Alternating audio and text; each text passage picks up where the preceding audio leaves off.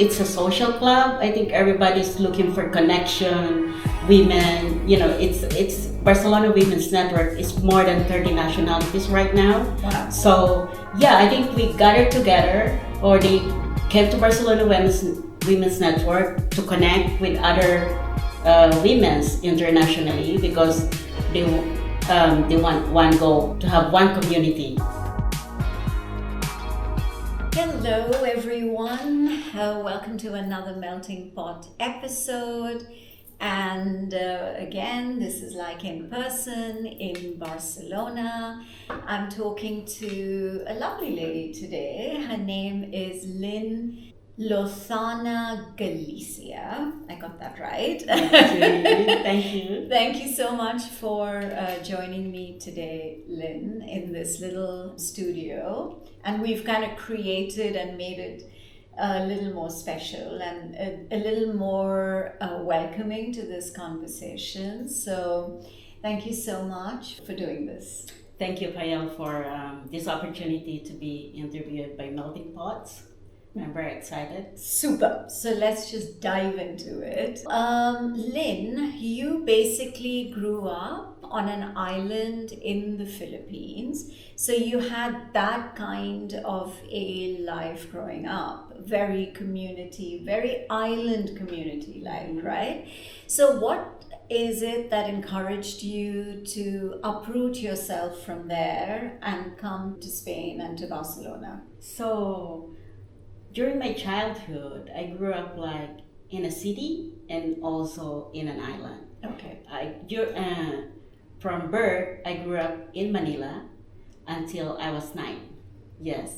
So I have like a kind of mixed experiences. Yes. of your childhood and your teenage years. That is right. Okay. And so what happened next? Why did you choose to come to Spain? I chose Spain because, coming from a corporate background in the Philippines, I always wanted to do adventures in life. And then I said, I want to go abroad like everybody else in the Philippines wants to go abroad for the opportunity. Because we have to admit it, that Philippines doesn't have a high salary or opportunity for that.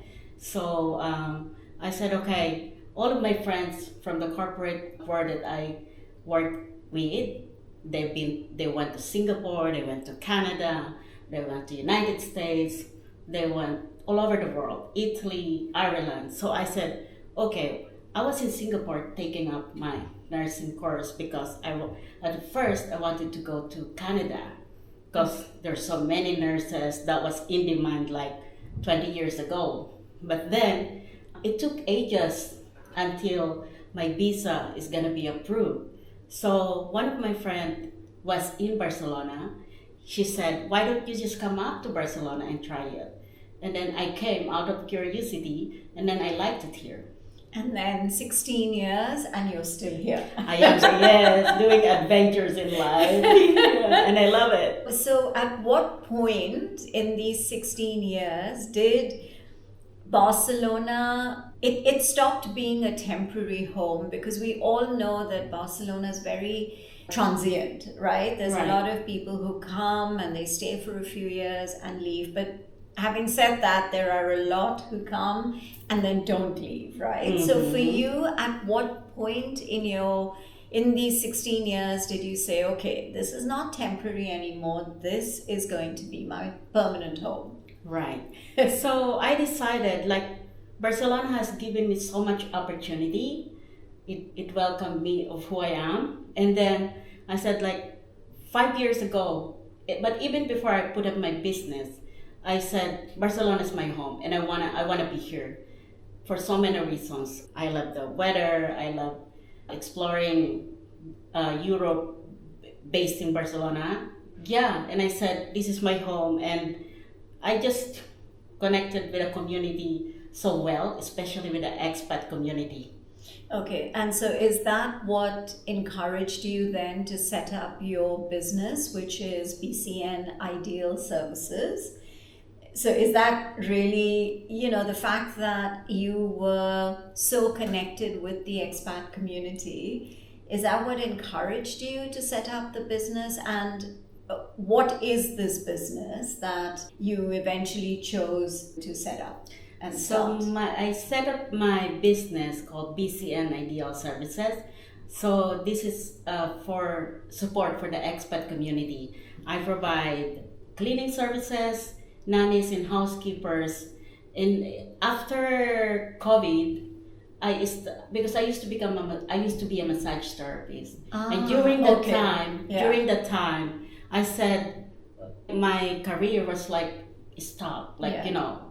the business has stopped. I had a small studio, but then I said I don't want to go back to become like this. So, and then I said there's so much there's so many people from the expat community always asking me, like, Lyn, do you know somebody from the Filipino community that does nannying, babysitting, and cleaning, Housekeeping. housekeeping? Yeah. So Yeah. I decided, okay, I'm just gonna put up my business. Yeah. So that was the gap. You basically found a gap within the expat community of, where to get, people kept asking you for resources. And that's where you, I guess, felt like, okay, maybe I should step in because I'm already so networked and so connected.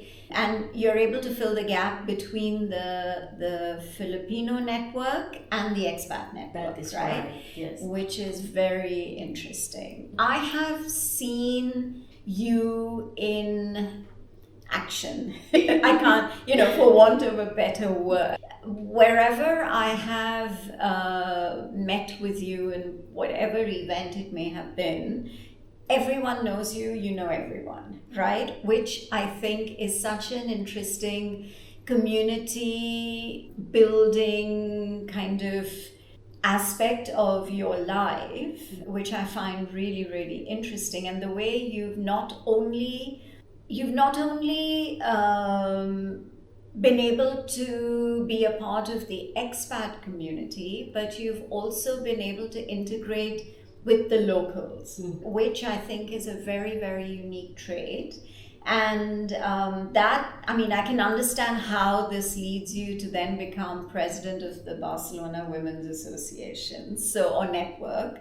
So what kind of a role do you think that you are hoping to achieve or accomplish being being the president of the Barcelona Women's Association? Being being the president of Barcelona Women's Network helps me a lot to be integrated more with the women's community. We collaborate with other nonprofit women's organizations, and I think this position has given me more. No, it's given you more of a leverage, let's say, and it's given you more of a sense of fulfillment and a sense of, the fact that you are the pivot and you are the connector, basically, between all these different, like you mentioned, nonprofits that are local, and also the expats who are here, the women who don't really know what is the starting point of getting connected to and contributing to. So I think there are two things. One is getting connected, and the other one is to be able to contribute in a way that you make yourself visible in a city or a country that is different from yours. So given that, you obviously, at the Women's Network, there are women from so many different cultures, different languages, different food habits, different, religion, different everything. So and you've been observing this because before you became president, I'm assuming you were a part of the network, right? So what is the one common thread that brings all these women together on this one platform?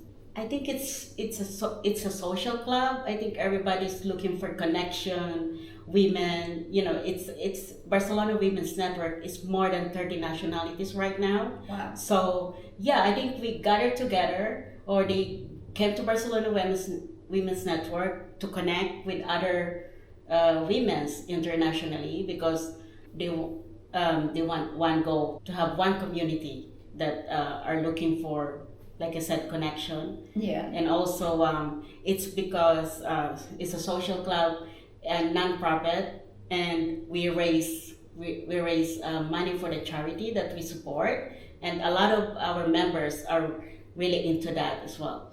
Okay. Yeah. And so you, I guess, have a mix of, yes, the 39 nationalities, but you also have a mix of women who are working here, those who are trailing spouses who've come along with their husbands to follow them. So I guess it's a mix of different kinds of women, right? Some corporate and some who were corporate and not corporate anymore. So that's quite interesting. So let's talk a little bit about your book series, because you did mention this to me at an event, and you are writing, it's called Little Lyn? Little Lyn Lee. Little Lyn Lee. Okay, so Little Lyn Lee. Lyn or Lyn Lyn. Little Lyn Lyn Mm-hmm. is a series of books for children. And again, what encouraged you, or how did you suddenly come up with the idea of actually creating? And I'm assuming it's pictorial, so it's got pictures, and it also has, again, I'm assuming, stories from your childhood. Yeah? Okay, so how did Little Lyn Lyn happen? Okay, so few years ago, I was thinking to write a book. I co-wrote a book with my best friend that passed away last year. But Oh, I'm so sorry. Yeah. I co-wrote 3 years ago. It's just a chapter, part of my journey in Barcelona as an expat. And I told her last year I want to write a book, before she passed away, obviously. And then I said I want to write a book. She said, okay, let's do it after New Year, in New Year, like 2026. But since she left, I said, okay, now what am I gonna do? I don't want to write my biography because I'm still living, and somebody else will write it for me when I'm gone. So it came up to me like I want to write my stories when I was a child, because I have so many adventures that I want to tell the world, and it's also educational, it's also adventures, also showing how the kids lives in the Philippines. Okay. Yeah. Okay. So how many books will the series have? I am thinking of so many series. In the beginning, I wanna launch 5 books in one episode this year. So we are now in the second book. The first book is finished. We are starting the second book now, but I have stories already written, but the illustrator is working on the second. Yeah, Okay. it started already. And and I saw you've mentioned somewhere that part of the proceeds of the books, the sale of the books, is going back to an orphanage on the island where you grew up. Yes, that's So yes. what does it mean for you to be able to give back to your childhood? It's almost like in recognition of the fact that you still appreciate your childhood, and you still appreciate the island where you partly grew up. So why did you think of that particular orphanage, and why to give back? For me, it's giving back from where I was rooted, where I really grew up and became who I am.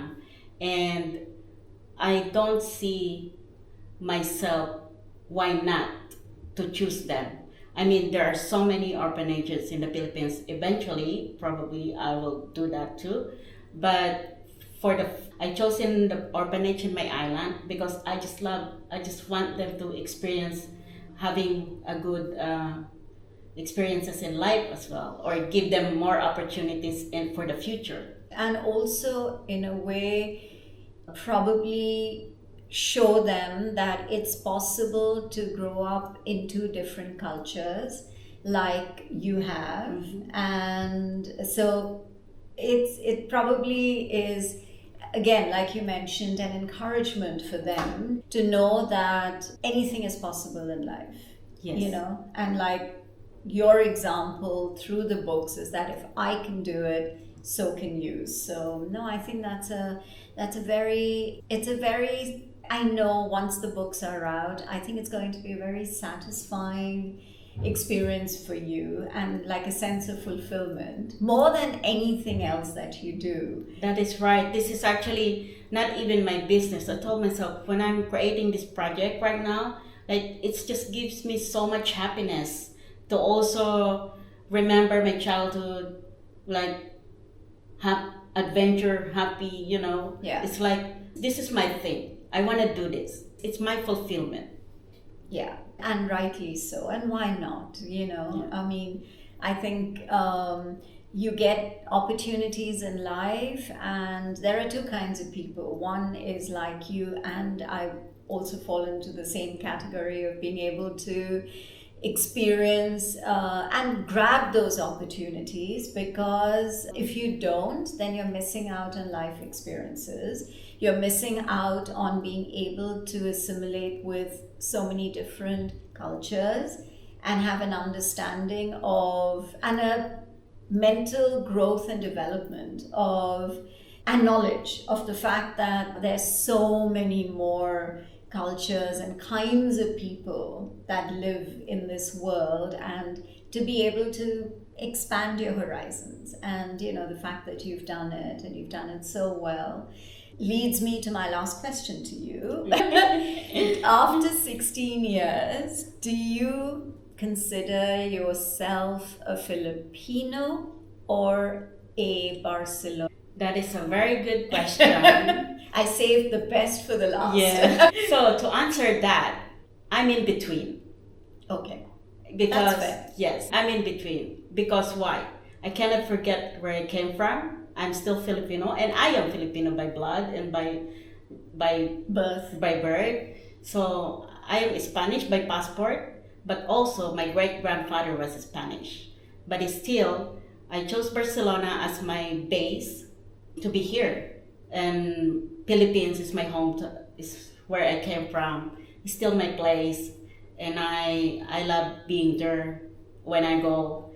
And yeah, I love seeing my family, but I see myself probably retiring there In the Philippines. in the Philippines. Okay, that's fair. So, you know, you do not have an identity crisis like a lot of people do, including me. So, no, that I think I can see the clarity, and you've obviously had to work towards that clarity, having experienced both lives. And yeah, and why not? I mean, if that's your calling, why not? Thank you. Thank you so much, Lyn. This has been such a fun conversation. Thank you so much, Payal, again for this opportunity. It's Yeah, really no, nice. and good luck with your.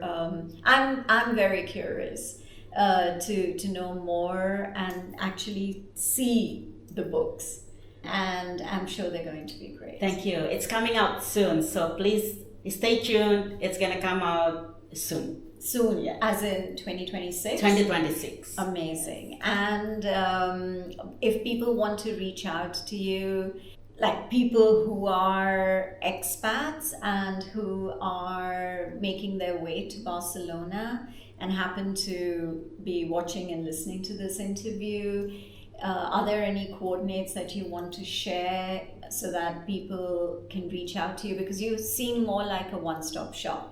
You know, like you have answers to everything when it comes to Barcelona. So if you could share your whatever you're comfortable sharing. Yeah, thank you for this opportunity. Of course, I would like to invite them to join the Barcelona Women's Network. If you're a woman who have internationally mind, please come and join Barcelona Women's Network. Check out our website, barcelonanetwork.com, and yeah, we will support you. We have a great team from the board, and also if you need any support, if you're expat or even locals, I mean, my services from my company serves Barcelona area. Okay, great. Thank you for that.